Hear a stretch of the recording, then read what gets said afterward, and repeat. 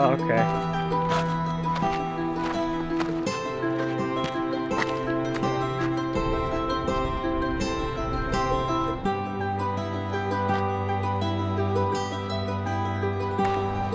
You gonna run up, Mr. Dash?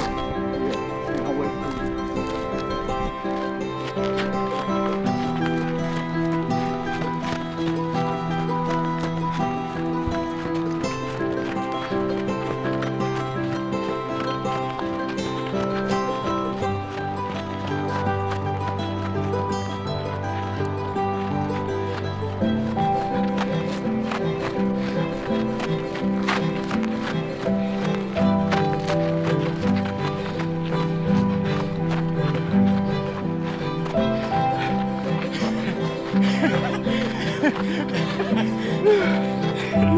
It was hard.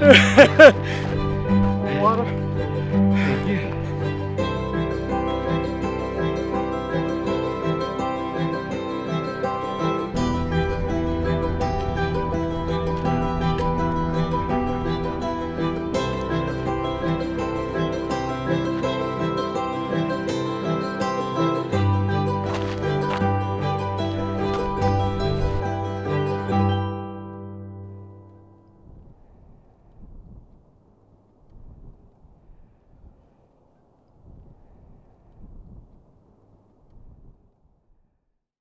Hey everyone, I hope you enjoyed some of that hiking footage. So now let's get into just a short first impressions video on the Sony FX3.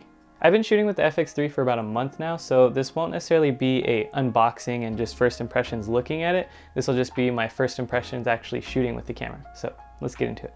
All right, so first off, right when I turned on the camera and I started looking at the menu, I'll be honest, I was getting overwhelmed and I didn't really like it. So for the first week I had this camera, I actually thought of returning it and getting a BMPCC 6K Pro. Coming from the BMPCC 4K where the menu system is just so intuitive and so easy to use, this just felt like, man, I spent $3,800 on a camera that has a menu system that feels like I'm shooting on just like a cheaper DSLR or mirrorless camera. So that was the first thing that stuck out to me. But after a couple of weeks, I started to figure it out and just set my custom button settings, and it just became a little bit easier. And plus, once I started seeing the footage, I was like, okay, I'm starting to actually like this camera. And another thing that was a bit of a learning curve for me was the exposure. Exposing a S-Log3 is a little bit different than what I'm used to on the Blackmagic. On the Blackmagic, you get what you see. On the Sony, whenever I felt like I was exposing properly, it always looked way under when it came to actually throw a LUT on the clip. So overall menu and exposure, there's just a bit of a learning curve for me, but now I'm kind of finally starting to get used to it and starting to actually enjoy it. And also the autofocus is amazing. This is my first camera with good autofocus that I've ever owned. I shot on the G7, then the GH5, and now the Blackmagic, which has no continuous autofocus. So that's one thing that's really cool. Now I can kind of focus a little bit more on the framing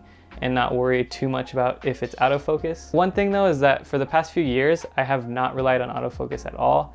So in my head, I kind of built up that once I have a good autofocus camera, it'll be game over for manual focus. I'll never use manual focus. But one shot I did notice the autofocus didn't catch. When we were hiking, I put the camera on a tripod in between two rocks and it stayed focused on the rocks. I thought it would catch one of our faces and focus, but it didn't. So that's just one thing that I'm learning, is that I shouldn't look at autofocus as a use 100% of the time. I'm probably just gonna use it most of the time when I know there will be a face or a subject that is somewhat close to the frame. And now I will actually talk about the build. I love how compact this camera is. Carrying this on the hike was not a hassle at all, which was really nice. It was cool just knowing I can kind of go back to the basics of just filming with a camera, a lens, and a mic. It kind of just brought back that feeling of when I used to kind of just run around and just film whatever I wanted to candidly and not necessarily on a paid shoot or a client shoot. So yeah, overall first impressions, I really like how the camera feels. I like how it looks. The menu system and exposure are just a bit of a learning curve for me, but it's definitely worth it for the image quality and just the overall conveniences with